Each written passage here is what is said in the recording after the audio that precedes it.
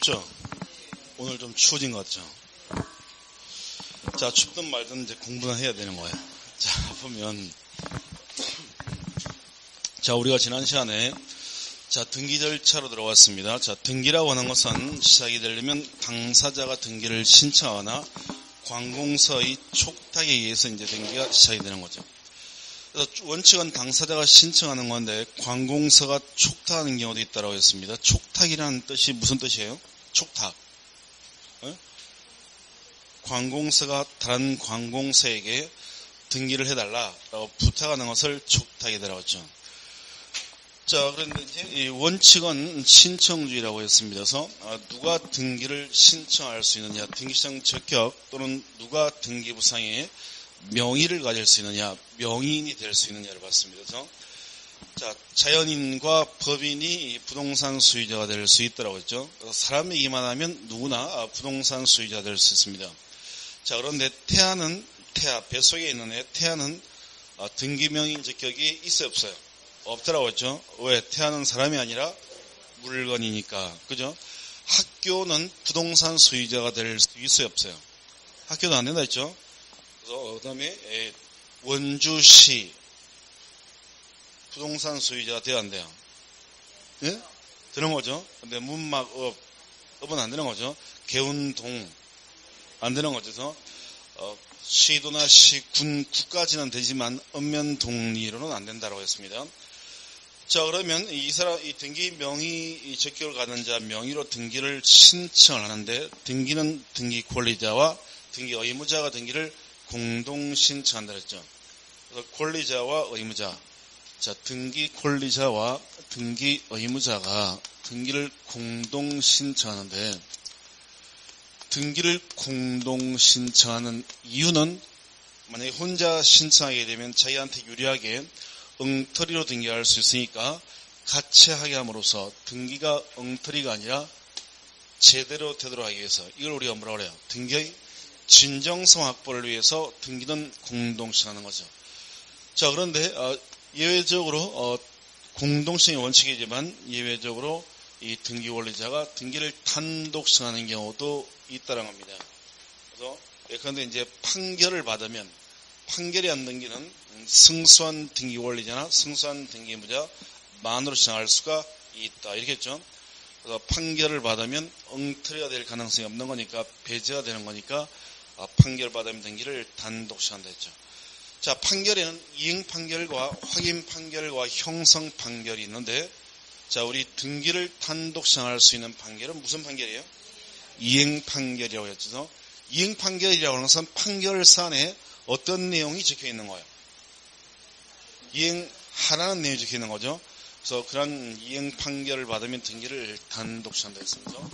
자, 등기는 등기 권리자와 의무자가 공동으로 신청하거나 또는 등기 권리자가 단독 신청을 해요.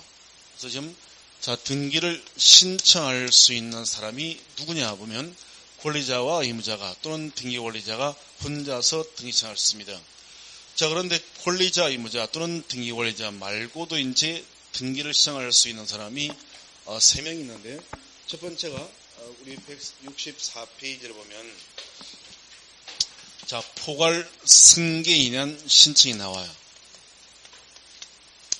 자, 그 다음에 오른쪽에 보게 되면 대위 신청, 채권자가 대위해서 신청하는 경우가 나오고 그 다음에 대리인이 등기 신청할 수 있습니다. 그래서 신청할 수 있는 사람들은 권리자, 의무자 말고도 이런 사람들이 있어요.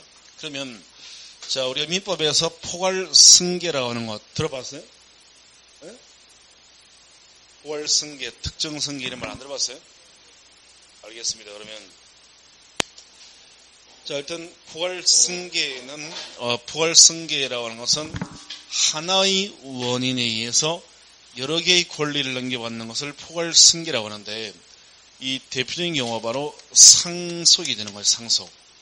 아버지 사망이라는 하나의 사실로 아버지가 갖고 있는 부동산 여러 개를 한꺼번에 넘겨받는 겁니다. 포괄적으로 넘겨받아요. 이런 걸 포괄 승계라고 합니다. 그래서 상속이 대표적인 포괄 승계가 됩니다. 그래서 먼저 권리자, 의무자 말고 등기 신청할 수 있는 사람으로서 상속인.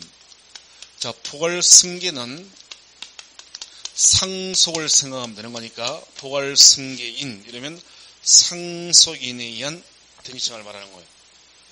자, 우리 교재를 보면 자, 등기 원인이 발생한 이후에 그에 따른 등기청하기 전에 등기 권리자나 의무자에 대하여 상속이나 그 밖의 포괄승계가 있게 되는 경우에는 상속인이나 그 밖의 포괄승계인이 그 등기를 신청할 수가 있습니다. 이런 걸 포괄승계인인 상속인이 신청한다라고 하는 거예요. 지금 우리가 누가 등기를 신청할 수 있느냐, 좀 신청할 수 있는 사람을 부르는 건데, 자, 먼저 이제 포괄승계인이 나와요. 자, 예를 들면, 자, 갑이라고 하는 사람이 건물을 소유하고 있습니다. 이 사람 명의로의 소유권 등기가 되어 있는 거예요. 자, 이 건물에 관해서 갑과 을이 매매 계약을 체결합니다. 그래서 1월 1일에 매매 계약을 체결을 하고, 예를 들면 3억짜리 부동산이에요. 그래서 매매 계약을 하면서 예를 들면 뭐 계약금 1억을 주고 중동 없이 그냥 2월 1일에 나머지 2억을 주기로 해요.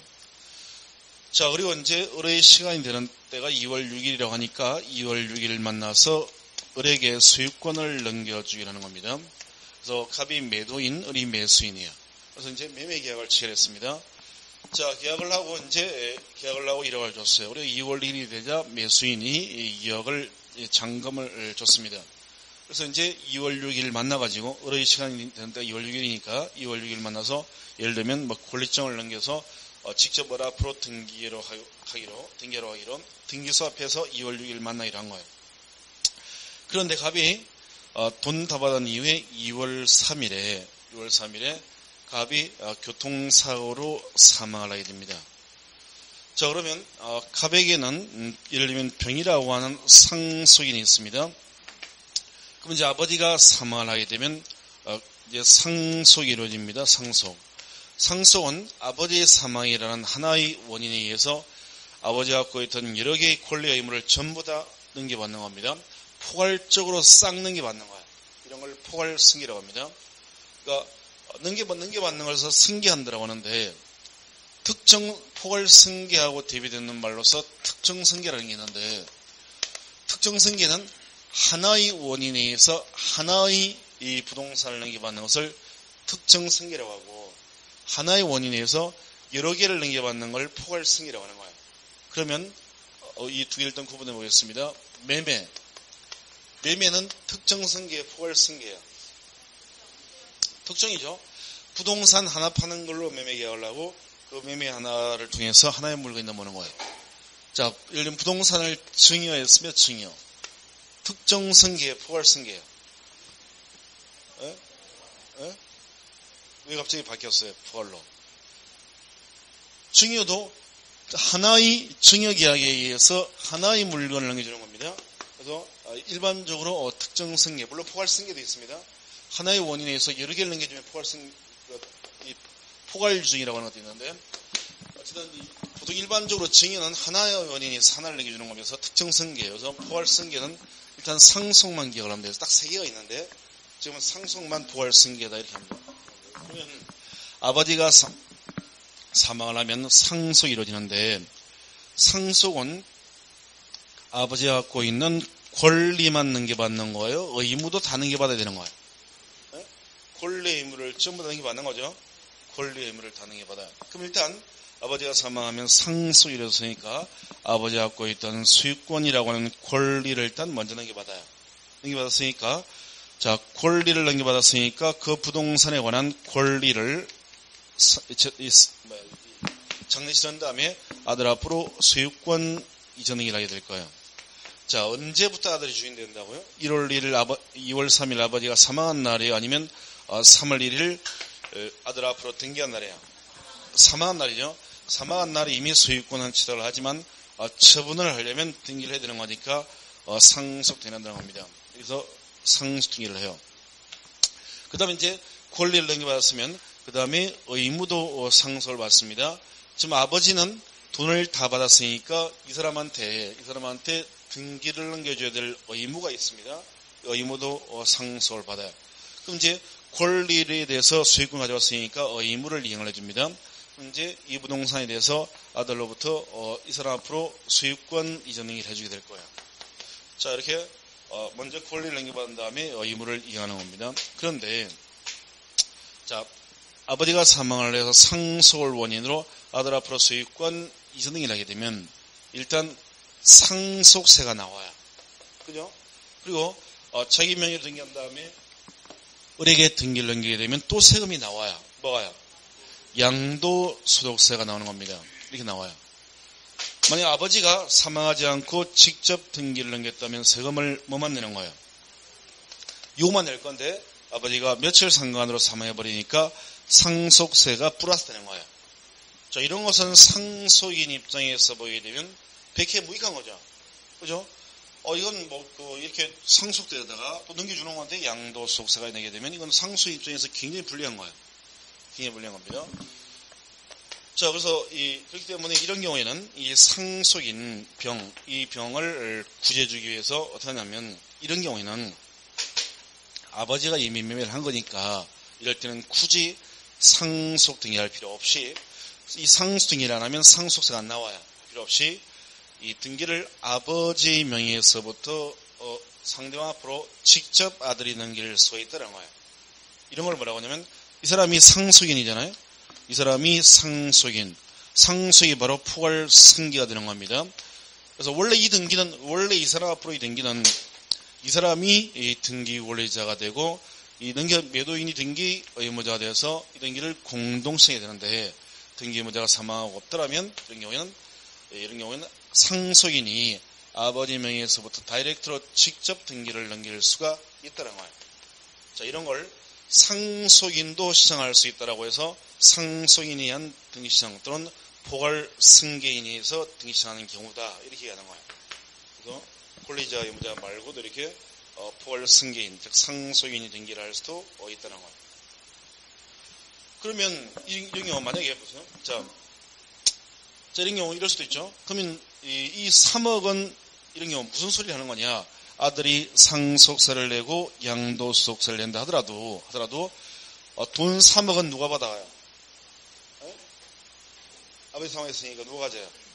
아들이 가지는 거니까 뭐 설령 세금을 2번 낸다 하더라도 아버지가 했을 때는 한 번만 내겠지만 2번 낸다 하더라도 그렇게 나쁜 건 아니지 않을까 이런 생각할 수도 있는데 그런데 물론 세금을 좀 더 내는 차원으로 뭐 괜찮지 않나 이런 생각할 수도 있는데 어떤 경우는 이런 경우도 있죠. 아버지가 예를 들면 아버지가 사망을 했는데 아버지가 남긴 재산이 3억인데 빚이 5억이에요. 빚이? 이러면 우리 어떻게 되죠? 아버지가 남겨준 건 3억인데 빚이 5억이에요. 어떻게 해요? 상속을 포기하겠죠? 이렇게 하는 거예요. 자, 그 다음에 이 경우에 이런 경우 같으면 예를 들면 3억을 아들이 어쨌든 가지는 거니까 혹시 세금을 한번 상속세를 좀 더 낸다 하더라도 뭐 그렇게 이렇게 나쁜 거 아니냐 이런 생각할 수 있는데 우리 이런 예를 들었지만 현실은 굉장히 복잡한 겁니다. 현실은 이건 간단한 예가 되는 거예요. 어떤 경우에는 만약 이걸 그대로 이행했을 때요 아들은 돈도 10원도 못 가지는 경우도 있어요. 아들이 3억 중에서 10원도 못 가지고 이 세금만 상속세에다가 양도소득세까지 내야 되는 그런 경우도 있다는 거예요. 왜냐하면 인생이라는 게 굉장히 복잡하죠. 생각보다 우리가 이론적으로 설명한 것보다. 자, 이럴 수 있잖아. 예를 들면 이런 경우를 한번 생각해 봐요. 자, 아버지 갑이 지금 이 갑이라고 하는 사람에게는 원래 A라고 하는 부인이 있었는데 부부가 열심히 맞벌이를 해가지고요 이 돈을 벌었습니다. 그 사이에 이제 돈 버느라고 애도 아들 하나 낳았습니다. 이러고 있는 거예요. 그래서 둘 다 가난한 집 딸에다가 가난한 집 아들이기 때문에 열심히 이렇게 먹을 거 안 먹고 입을 거 덜 입고 해서 이렇게 악착같이 돈을 모아가지고 아파트를 하나 장만한 겁니다. 근데 집안 장만됐으니까 좀 살만했다는 겁니다. 살만하니까 부인이 가버렸습니다. 원래 그런 말 들어봤죠. 살만하면 간다 이런 말 들어본 적 있죠. 살만할 때 부인을 보내버렸습니다. 이럴 때 남편 나이가 예를 들면 남편 나이가 38이었습니다. 부인이 35세였다. 암에 걸려 사망했다. 이때 아들 나이가 예를 들면 8살이었습니다. 자, 이때 이제 이렇게 해서 이제 그 이후에 이제 이 아버지 갑이 8살 하지 말고 16살이면 몇 학년이죠? 예? 어머니 45살. 이게 48. 이게 16살이면 고1이에요. 사춘기죠. 그래서 부인 사망 시에 예를 들면 아들이 16살 사춘기였기 때문에 아버지가 고민하다가 집도 하나 있고 하니까 전화할 수 있는데 아들이 사춘기니까 빛날까 봐가지고 지원하지 않고 혼자서 아들을 키운 겁니다. 그래서 이제 이렇게 아버지가 혼자 살면서 아들을 키웠습니다. 그래서 이제 20년이 흘러가요. 아버지가 68세에 아들이 이제 36세가 됩니다. 자, 이렇게 해서 이제 이 아들이 36세가 돼서 있습니다. 아들도 이제 결혼했다는 겁니다. 같은 이제 아들 잘 키워가지고 장가를 보냈어요. 자, 그러면, 예를 들면 이제 아들에게 부인이 생깁니다. B라고 하는 부인이 생기는데, 자, 이 며느리하고 이제 아들이 있는데요. 시아버지가 혼자 살아요. 그러면 이 며느리하고들은 혼자 사는 아버지를 모시고 살아야 되는 거예요? 아니면 그냥 따로 살아야 될까요?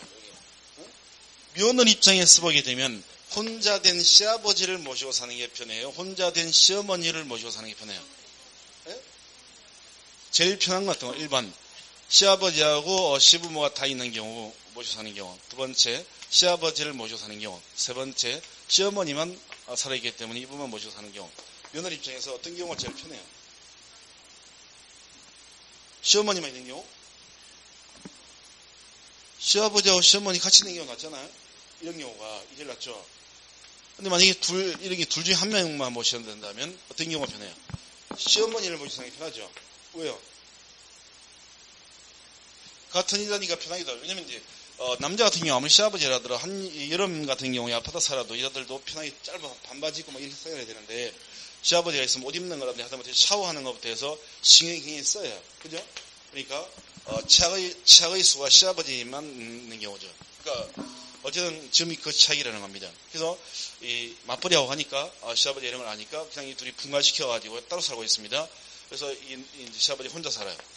자, 시아버지가 남자가 혼자서 아파트에서 지금 한 10년째 혼자서 밥에 먹고 혼자 살아요. 남자 혼자서 10년 동안 밥에 먹고 빨래하고 혼자 살면 이 남자한테는 뭐가 찾아와요? 그렇죠. 외로움이 찾아오는 거죠. 어떻게 알았어요? 누구는 꽃뱀이 찾아온다고 그러는데 외로움이 찾아와요. 외로움이 어떻게 찾아와요?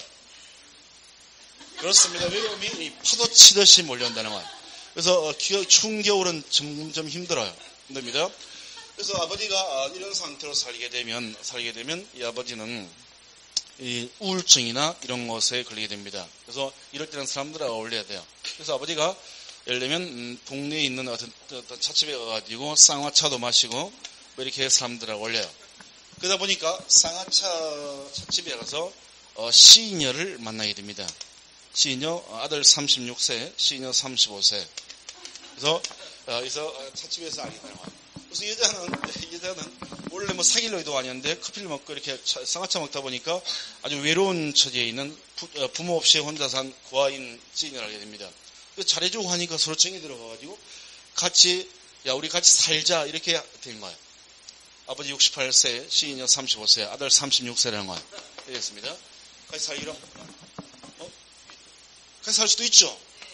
뭐 사랑이는 나이가 무슨 사이가 있어? 어쨌든 사귀는 겁니다. 자, 그런데 이제 이게 같이 살 수 있는데 문제는 아들이나 며느리 보기에 이런 경우는 한국에 살면 안 되는 겁니다. 이런 경우는.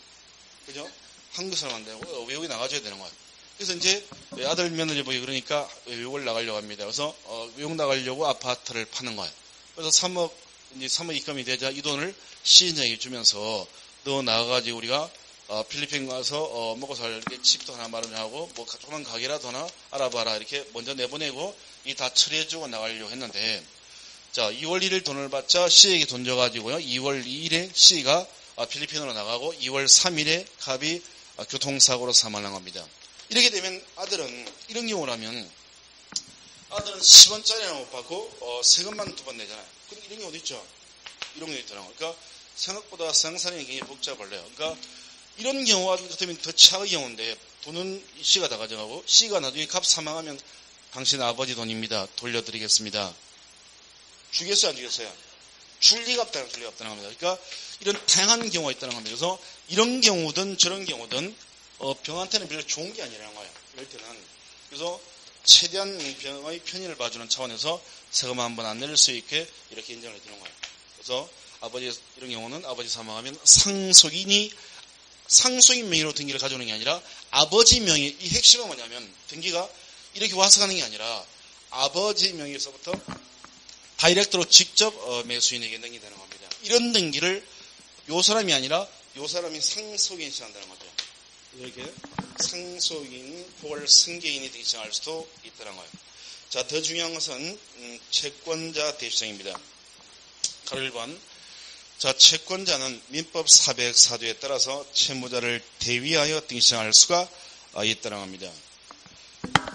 자, 두 번째 또 이제 누가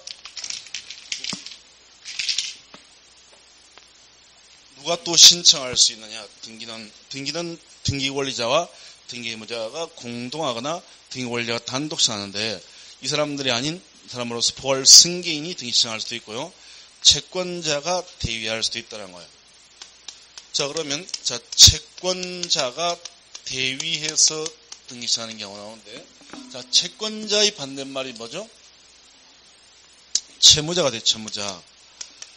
자, 채권자가 대위해서 신청하는 겁니다.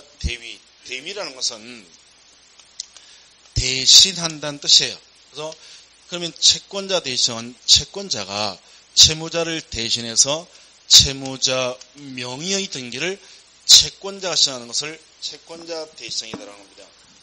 그래서 채권자가 채무자 명의의 등기를 채무자 대신 신청하는 걸 말해요. 자, 예를 들어 보겠습니다. 자, 갑이라고 하는 사람하고 을이라는 사람이 소유하고 있는 토지에 대해서, 예를 들면 5억짜리 토지에 대해서 갑과 을이 자, 매매 계약을 체결합니다. 자, 이때 갑이 매수인, 을이 매도인입니다. 자, 매수인 갑이 매도인에게 매매 대금 5억을 줘요. 그러면 매도인은 매수인에게 뭘 넘겨줘야 되죠? 이 권리증 등을 넘겨주는 거죠. 이런 걸 넘겨받아가지고 이제 매수인 명의로의 소유권 이전이라는 겁니다. 보통 매매 계약을 하면 매수인은 하루빨리 자기 앞으로 등기를 하려고 하는 게 원칙인데 어떻게 된 일인지 매수인 갑이 자기 앞으로 등기를 할 생각이 없다는 겁니다. 보통 매수인은 하루빨리 등기하려고 하는 건데 지금 이 경우에는 매수인이 등기를 할 생각이 없어요. 그래서 왜 그런가 그 속 사정을 들여다보니까 갑이 과거에 병이라는 사람한테서 돈을 1억을 빌려 쓴 적이 있습니다. 그럼 이 1억에 대해서는 이제 병이 1억 돈 받을 사람인 채권자가 될 거고요. 갑이 채무자가 되는 거예요. 그래서 갑이 생각하기를 자기가 돈 5억 들여가지고 나중에 이게 땅값이 뛸 거라고 예상을 해가지고 5억 들여가지고 이 땅을 산 건데 이 채권자 병이 자기가 돈 빌린 채권자 병이 이 성질 들어온 병이 만약에 이런 사실을 알게 되면 난리를 칠 것 같아요. 그러니까 병 모르게 하려고 자기 앞으로 등기조차 이 토지에 대해서 등기조차 가져오지 않는 거예요. 자, 이런 겁니다. 자, 그러면 이런 경우 갑하고 을이 매매 계약을 체결을 하면 이런 사실을 채무자 병한테 돈 갚을 갑이 자기한테 안 갚고 돈 5억 들여가 땅 사게 됩니다. 이런 사실을 채권자가 알 수 있어요, 없어요? 매매는 이 두 사람이 만나서 하는 거기 때문에 채권자로서는 이걸 알 수가 없는 거죠. 그죠? 채권자가 알 수 없으면 대위청이 안 되는 겁니다. 모르면 그냥 지나가는 거고요. 이 갑하고 을이 매매한 사실을 병이 알게 되는 경우가 있을 수 있겠죠. 어떤 경우가 알게 되겠어요? 어떤 경우? 소문으로 갑하고 을이 매매한 다음에 그 선거용 차량을 하나 빌려가지고 타고 돌아다니면서 원주 시민 여러분, 저 땅 샀습니다. 저 드디어 제가 땅 주인이 됐어요. 이러면서 광고를 하고 다니지 않을 텐데 소문도 난리 없습니다. 저희 둘만 나는 건데. 그러니까 그래서 소문으로 알 수는 없고요. 어떤 경우에 갑하고 을이 매매했다는 사실이 병의 귀에 들어가겠느냐는 거예요. 들어갔을 때 이게 가능한 거예요. 숨기면 알 수 없잖아요. 뭘 했는지 모르니까. 그러니까 어떤 경우에 병이 알리게 되겠느냐, 병이. 만약에 병과 을이 친구입니다, 친구입니다. 병과 을이 친구예요. 그런 경우 병이 이 을이 토지를 판 사실을 알 수 있어요, 없어요? 모릅니다, 몰라요? 모릅니다. 어떻게 알아요? 이 남자들은 자기가 돈 좀 생긴 얘기를 친구한테 절대로 얘기를 안 해요. 얘기를 하게 되면 친구한테 얘기를 하게 되면, 의리만 친구 병한테 하게 되면, 보통, 뭐라고 그러겠어요, 친구가? 돈 좀 빌려줘. 그쵸, 내가 급하게 쓸 돈이 있는데 좀 빌려줘. 야, 친구면서 그것도 안 빌려주냐? 이런 소리 하기 때문에, 남자들은 절대로 돈 생긴 얘기를 안 해요. 안 합니다. 그래서 이 둘이 친구일 때는, 병이 모르게 되고요. 어떨 때 알게 되냐면, 병하고 을이 친구일 때가 아니라, 병의 부인과 을의 부인이 친구일 때 알게 된다는 거예요. 남자들끼리는 이런 얘기를 안 하지만, 지난번에 얘기했잖아요. 여자들은 어떨 때 친구를 만나요? 자랑질할 게 있을 때, 그때 만나는 거예요. 그래서 자랑질할 게 있을 때 불러내서 계절 밥상들이 와가지고, 밥 사먹이 가면서 자랑질을 하는 거예요. 지난번에 우리가 5년 전에 2억 주고 산 땅 있잖아. 이번에 5개 팔았다? 이렇게 한다는 거예요. 이게 자랑질하는 겁니다. 이렇게, 그래서 부인들끼리 친구인 경우 이걸 알게 되는 거예요. 뭔 수다를 크게 들었는지 원. 어디든 산나와. 그래서 이제 이 사실을 부인을 통해서 병이 들었습니다. 그래서 병이 그런 사실을 안 한 거예요. 그래서 병이 모른 척 다시 갑한테 가서 얘기합니다. 야, 갑, 내가 힘들어서 그러는데 갚기로 한 지 한참 지났잖냐. 그러니까 1억을 갚아달라. 나도 지금 많이 힘드니까 불경기여가지고 많이 힘드니까 갚아달라. 이렇게 해요. 요즘 불경기여서 사람들이 돈을 안 쓴다고 그러죠. 그래서 갚아달라, 이렇게 얘기를 해요.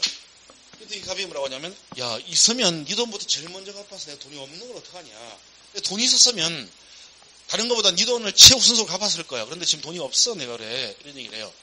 얘기하면서, 이 병이, 이놈 봐라. 이 모른 척 얘기하는 이런 얘기 하는 거니까, 이따로 나온다 이거지. 네가 그런 식으로 나온다. 나한테 더 안 봐줘. 이런 생각을 해요. 그래서 이제, 이 병이 성질을 내고요. 더 이상 봐주지 않기로 마음먹었습니다.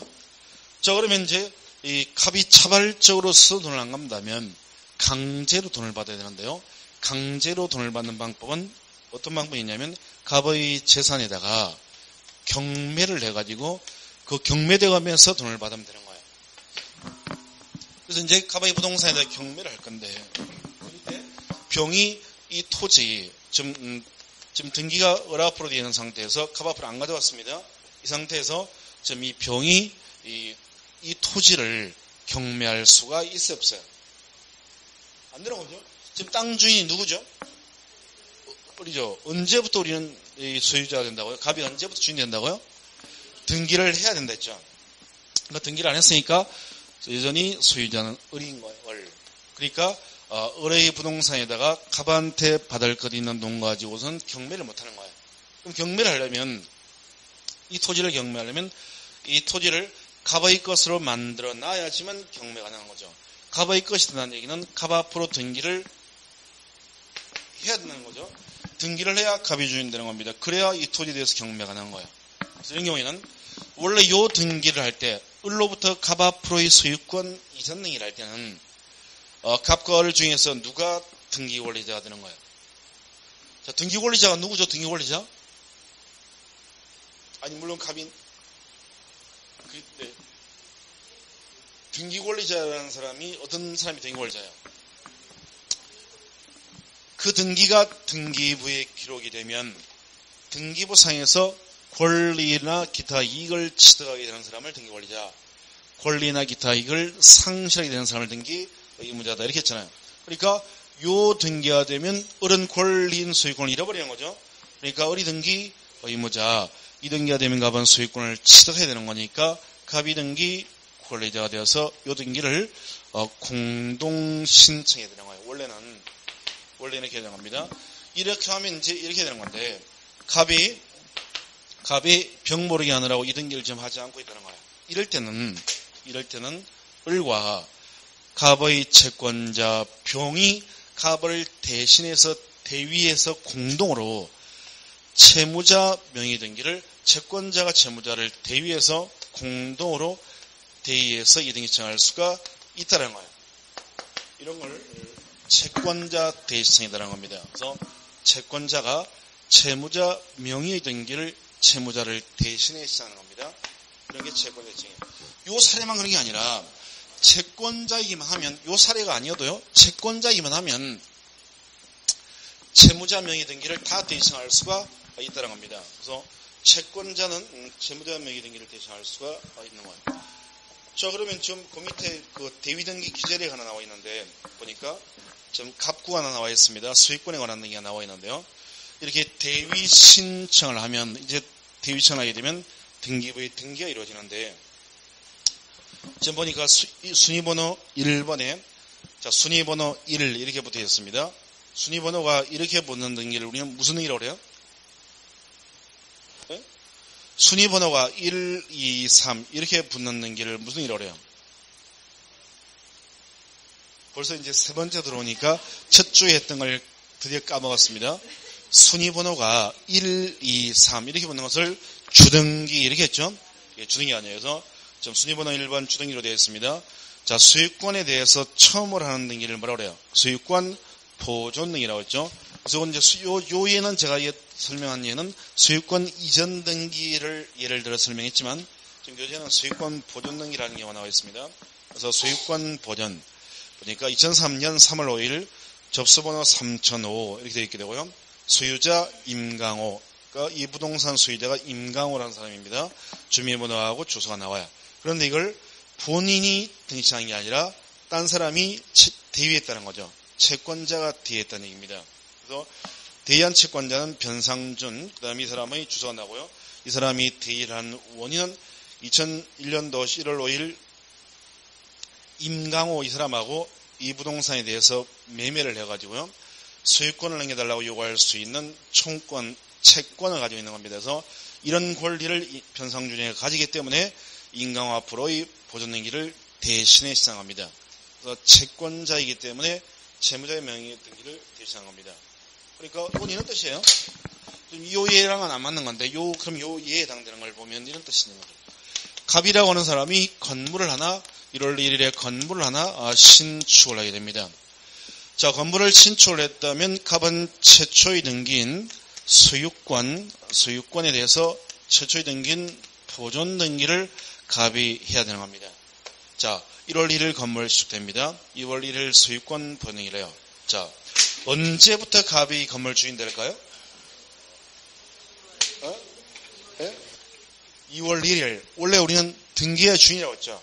그런데 이 경우도 등기한 날이 아니라 1월 1일부터 갑이 소유권을 지정합니다. 왜 그러냐면 상소와 똑같아야 했대도. 왜냐면 자, 만약에 건물은 1월 1일 신축을 했는데 등기를 하면 세금이 부과되는 거니까 세금 낼 돈이 없어가지고 보존등기를 이 사람이 서둘러서 안 하고요. 한 달 있다가 만약에 보존등기를 해요. 그렇게 됩니다. 이럴 때 등기한 날부터 만약에 갑이 주인 된다고 하면 상속과 마찬가지로 오늘처럼 추운 날에 추운 1월 10일, 1월달에 추워요. 1월 10일에 이제 추위를 피하던 노숙자가 비어져 있는 새 집에 들어가게 됩니다. 들어가가지고 이 집에 산다는 거예요. 그래서 여기서 지난번에 얘기했잖아요. 상소와 마찬가지로 추우니까 싱크대 문을 문짝을 뜯어가지고 불 피우고 자고요. 비닐통 구멍 내가지고 그 다음 날은 안방문 뜯어가지고 불 피우고 거실에서 웅크리고 이렇게 자간다는 거예요. 이럴 때 만약에 2월 1일 등기해야지만 갑이 주인이 된다고 하게 되면 자기가 새로 지은 이 집에 지금 이 노숙자가 1월 10일에 오고 있는 거예요. 역시 마찬가지로 갑이 쫓아가 노숙자한테 가가지고 야, 너 누가 남의 집에 와서 이렇게 살라고 그랬어? 이따위로 살라고 그랬어? 이렇게 하면 이 노숙자가 법률을 공부한 사람이에요. 에? 법률을 공부해 노숙자 될 수 있는 거죠. 그래서 이 노숙자가 이 갑에게 물어봅니다. 야, 이 집 네 거야? 이렇게 물어봐요. 1월 10일에 물어봅니다. 갑이 뭐라고 얘기를 해야 돼요? 아니, 아직은 아닌데? 내 2월 1일부터 주인인데? 이렇게 얘기한다는 거야. 그럼 1월 10일에 주인도 아닌 게 왜 까불어? 이렇게 해가지고 오히려 이 노숙자한테 오히려 봉변을 당할 수가 있는 거예요. 이렇게 지난번 상소와 마찬가지입니다. 상소와 마찬가지로 이렇게 한 달 동안 권리의 공백이 생기면 이런 문제가 생길 수 있기 때문에 이것도 건물 신축의 경우에도요.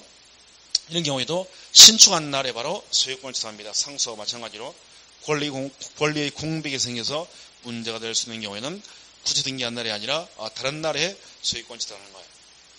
자, 그래서 다시 보면, 자, 갑이라는 사람이, 자, 1월 1일에 건물을 신축을 했습니다. 자, 돈, 3억 들여가지고, 이쁘게 건물을 지었습니다.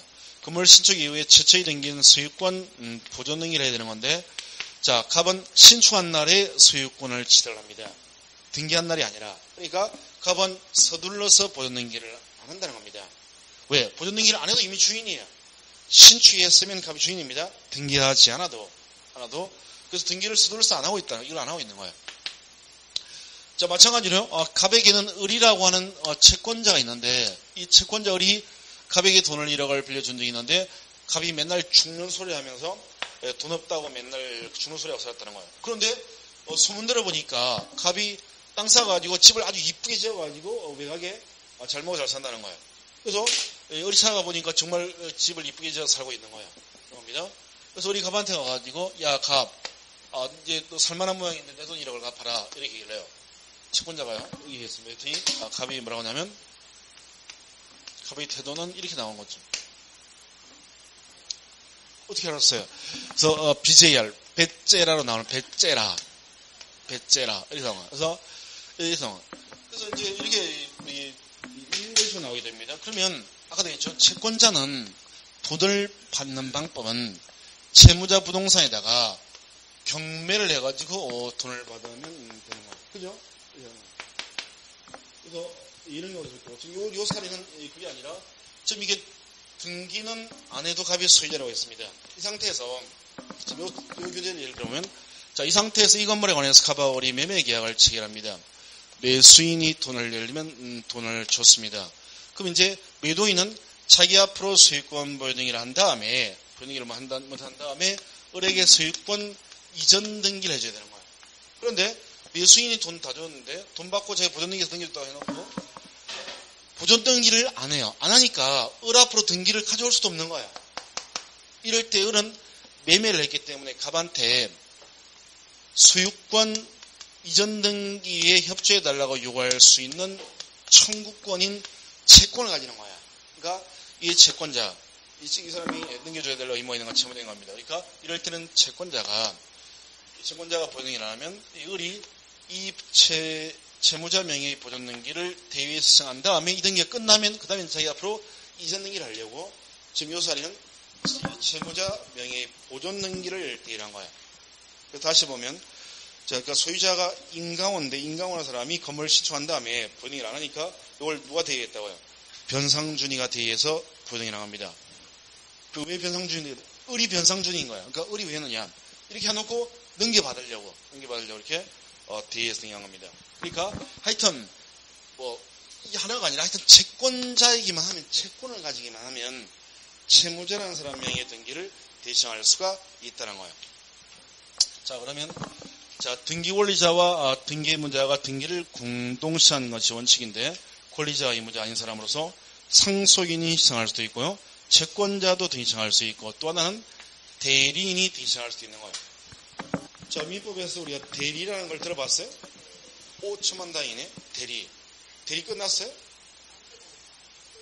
네? 어디 하고 복대리 하고 있어요? 개념. 대리는 좀 했고 알겠습니다. 그럼 대리에 대해서는 기본은 잡힌 거죠. 기초는. 그죠? 뭐든지 하여튼 대리. 대리는 물론 우리가 지금 기초과정이니까 깊이 안 들어갑니다. 깊이 안 들어가고 기본 개념 안 보는 건데 그 정도만 복대리 전까지 나갔다면 충분한 거예요. 이해하는데 아무 어려움 없습니다. 자, 대리는 이런 거죠. 우리가 민법에서 본 대리는 갑이라고 하는 사람이 있게 되고 을이라는 사람이 있게 되고 병이 있다. 대리는 이렇게 그림 그리죠. 이렇게 그림 안 그려요? 대리? 거꾸로 그렸어요? 선생마다 다른가? 자, 갑이 건물을 소유하고 있습니다. 이 사람 명의로 소유권 등기가 되어 있는데 갑이 친구한테 야, 내가 내 사업이 바빠서 그러는데 너 내 집 좀 팔아줘 라고 이렇게 대리권을 주는 거예요. 대리권을 집 좀 팔아줘 이렇게 합니다.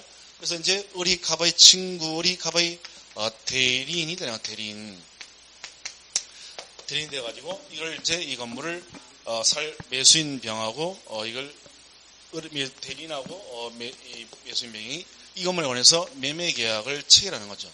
그래서 우리 갑을 뭐라고 하니? 이 사람 뭐라고 그래? 이 이 사람을 뭐라고 불러요? 대리해서. 이 사람을 본인이라고 그러죠. 이 사람을 대인이라고 그러고 이 사람을 제3자다 이렇게 부르죠. 그리고 이제 대리 효과는 일로 간다고 그러더랬죠. 본인, 대리인, 제3자, 삼면관계란 말 들었죠. 그래서 여기서는 대리권을 주는 문제가 나오고 이 매매가 바로 대리행위가 되고 이게 바로 일로 가는 게 바로 대리 효과가 본인에게 기속이 되는 거죠. 그죠? 이런 데를 했을 거 아니에요. 그래서 이제 대리인이 있는데 이 대리인이 있는데요. 대리는 자 대리는 여러 가지 대리가 있는데 어떤 대리가 있어요? 네? 대리는 일단 법정 대리하고 무슨 대리가 있어요? 임의 대리가 있죠. 법정 대리하고 임의 대리가 있습니다. 법정 대리는 뭐죠? 네? 대리 언제 했어? 민법이 언제인데요? 내일이에요? 그러면 6일 됐네 공부한 지? 알겠습니다. 대리는 법정 대리는 법률의 규정에 의해서 대리권을 넘겨받은 대리권 생긴 사람을 법정 대리, 임의 대리는 대리권을 넘겨받아서 대리권을 수여받아 가지고 대리인 된 사람을 임의 대리인이다 이렇게 하죠. 그래서 미성년자 같은 경우에 법정 대리인 누구예요? 부모죠. 근데 임의 대리는 갑이 을에게 정 보는 것처럼 대리권을 줘가지고 대리인 된 사람을 임의 대리라고 하죠. 그래서 대리는 법정 대리인과 임의 대리인이 있게 되고 또 유권 대리인과 무권 대리인이라는 것도 있죠. 유권 대리인과 무권 대리인이 있습니다. 그래서 유권 대리는 대리권 있는 대리인을 유권 대리라고 그러고 무권 대리는 대리권이 없는 거죠. 이런 대리도 있고 대리는 그러니까 임의 대리, 법정 대리, 유권 대리, 무권 대리, 그다음에 또 대리는 능동 대리하고 수동 대리가 있죠. 더 깊이 안 들어갈 겁니다. 이것만 물어볼 거예요. 두려워하지 말고 자기 안 하는 거예요. 자, 능동 대리가 뭐예요?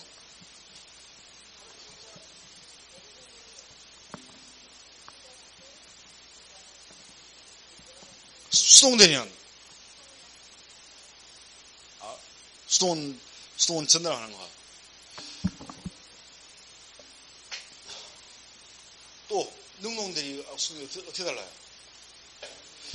능동 대리는 능동적으로, 수동 대리는 수동적으로.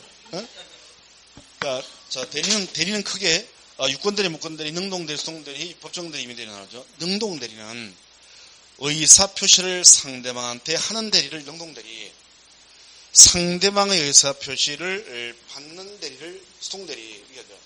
의사 표시를 여기서 하면 능동 대리, 여기서 해서 이 사람한테 하게 되면 이 사람이 받는 게 수동 대리예요. 물론 주고 보고 물건 주고 받고 중요한 게 아니에요. 의사 표시가 중요하니까. 그래서 이렇게 하는 거예요. 자, 어쨌든 대리는 깊이 들어가면 안 될 것 같아요. 그래서 이 정도 보고서 자 대리는 기본적으로 이렇게 나누지만 가장 흔한 게 이제 법정 대리하고 임의 대리입니다. 임의 대리야.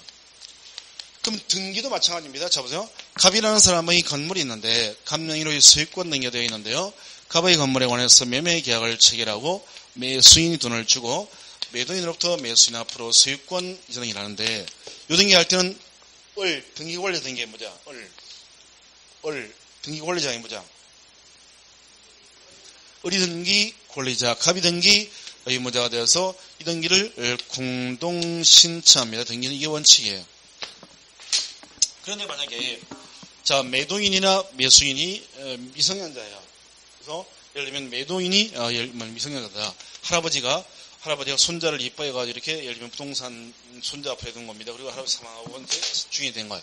그러면 이럴 때 자 미성년자가 법률에 의해서 이렇게 등기를 넘겨줄 때는 이 갑의 부모 법정 대리인이 아들을 대리해서 매수인 앞으로 등기를 청할 수도 있다는 거예요. 그러니까 대리인도 등기 청안 합니다. 그다음에 임의 대리는 뭐냐면 임의 대리는 미성년자가 아니라 갑과 을이 성년자입니다. 매매 계약을 했다는 거예요. 그런데 이 등기를 할 줄 몰라요. 그러니까 갑이 A 법무사에게 을이 A 법무사에게 우리 대신 등기 청해달라고 대리권을 넘겨줘가지고요. 이 법무사가 대리인이 되어서 등기 청하는 겁니다. 그래서 등기를 신청하는 데 대한 임의 대리는 주로 법무사가 대부분이죠. 그래서 이 법정 대리는 미성년자 할 때 법정 대리인도 등기청을 대리할 수 있고요. 그 다음에 성년자인 경우에도 법무사를 임의 대리인으로 해서 이 법무사가 등기청을 할 수도 있다는 거예요. 그래서 대리인도 등기청이 가능합니다. 지금 등기를 신청할 수 있는 사람이 누구냐를 보고 있는 거예요. 등기청할 수 있는 사람은 기본적으로는 등기권자 의무자 본인들이 직접 할 수 있습니다. 공동으로. 또는 등기권자가 단독으로 할 수도 있는 거예요. 그런데 권리자 의무자가 이게 기본인데 권리자 의무자가 아닌 사람이 하는 경우로서 아버지가 사망했을 때 상속인이 할 수도 있고, 그 다음에 채무자가 안 하면 채권자가 할 수 있고, 그 다음에 이 법정대리나 임의대리인도 등기를 신청할 수 있다는 거예요. 그래서 등기 신청할 수 있는 사람이 누가 있느냐, 이런 것들 우리가 본 겁니다. 자, 그 다음에 이제 등기 신청의 방법이 나와요. 자, 우리가 첫날 우리가 볼 때 우리나라 등기제도의 특징을 봤는데, 자, 등기는 신청주의가 원칙인데 등기 신청 방법은 두 가지가 있습니다. 이원화되어 있다. 이런 얘기 하시겠죠? 그래서 등기를 시작하는 방법은 실제 등기소에 직접 가서 등기하는 것을 우리는 뭐라고 그래요? 방문 신청이라고 했죠. 입으로 끊임없이 얘기를 하라고 했습니다. 이 꽉 다무는 사람은 떨어질 확률이 아주 높다라고 거듭 강조를 합니다. 한다고 해서 하여튼 이 수다스러워야 그래야 합격률이 높다고 했죠. 그래서 방문청 등기소에 직접 가가지고 등기할 수도 있고요. 아니면 컴퓨터를 통해서 인터넷을 통해서 등기청할 수도 있다는 거예요. 이런 걸 뭐라고 하냐면 전자신청이라고 하죠. 그래서 이렇게 등기청할 수도 있고 이렇게 신청할 수도 있다는 거예요. 그래서 이제 방문신청을 하든 전자신청을 하든 두 가지 가능한데, 그러니까 방문신청은 등기소에 본인이 직접 가는 거고, 전자신청은 뭐냐면 이 전자등기소가 있습니다. 전자등기소 사이트를 이용해서 등기신청하는 것을 전자신청이라는 거예요. 자, 그러면 방문 신청을 하든 전자신청을 하든 등기를 신청할 때는 우리는 형식적 심사주의에 실질적 심사주의예요. 형식적 심사주의다 이렇게 했죠. 그래서 형식적 심사이기 때문에 서류로서 심사를 하게 됩니다. 그래서 방문 신청하든 전화 신청하든 서류를 가져가게 되는데요. 그래서 등기 신청할 때는 등기 신청할 때 필요한 서류로서는 자, 등기를 신청하는 등기 신청서와 첨부 서면을 등기소에다가 제출을 해야 돼요. 그래서 방문신청이든 전자신청이든 등기신청하려면 등기신청서와 첨부 서면을 이제 제출하게 되는데, 방문신청은 이런 것들을 종이로 만들어서 서면으로 만들어서 가져오는 것이고요. 전자신청은 이런 것들을 전자문서로서 만들어서 이메일 보내듯이 전자등기소에 보내는 겁니다. 이런 식으로 등기신청하는 거예요. 그래서 등기신청서와 첨부서면을 방문신청은 서면으로 종이로 만들어서 가져가고, 이선 전자문서로 만들어서 이메일 보내듯이 보내는 건데, 이 등기신청서에 적혀있는 내용을 뭐라고 하냐면, 이 적혀있는 내용을 등기신청 정보라고 그러고요. 첨부서면에 적혀있는 내용을 첨부정보다라고 하는 거예요. 이 용어가 정보란 말이 나오는 이유는 요거 때문에 컴퓨터로 시작한 것 때문에 이런 용어가 나와요. 그래서 어쨌든 신청정보와 첨부정보를 지정을 해야 되는 겁니다. 그래서 오른쪽 페이지를 보게 되면 자, 등기 신청할 때 필요한 등기 신청서에 적는 신청정보와 첨부서면에 적는 첨부정보가 나와 있습니다. 그래서 요걸 이제 하나씩 보는 거예요. 자, 그러면 등기 신청 정보가 우리 방문 신청할 때 넌 이런 것들을 서면으로 만들어 간다 했는데요. 등기 신청 정보가 담겨 있는 서면을 등기 신청서라고 그러고, 첨부 정보가 담겨 있는 서면을 첨부 서면이라고 하는데, 이런 것들을 등기소에 방문 신청 가져가는 건데요. 첨부 정보에는 여러 가지가 있는데, 그 중에서 처음에 잘 나오는 아주 중요한 첨부 서면 세 가지가 뭐냐면, 자, 등기 신청서 말고 첨부 서면으로서는 등기 원인을 증명하는 정보가 담겨 있는 서면하고요. 또 하나는 권리증하고요. 또 하나는 인감증명입니다. 그래서 이 세 가지 서류가 첨부하는 서면 중에서 제일 중요한 첨부 서면이에요. 그래서 물론 그 위에도 주민등록 등본도 있고 하는데 이게 제일 중요합니다. 그래서 우리가 이제 등기 신청 정보에 대한 내용을 보고 그 다음에 이제 등기 원인을 증명하는 정보, 권리청, 인감명령 이런 순으로 해서 이제 하나씩 보는 거예요. 그래서 167페이지 보면 자 등기 신청 정보가 나와 있는데 이것부터 좀 설명이 이제 하나씩 길어지게 됩니다. 그래서 여기서부터 좀 쉬었다가 보도록 합니다.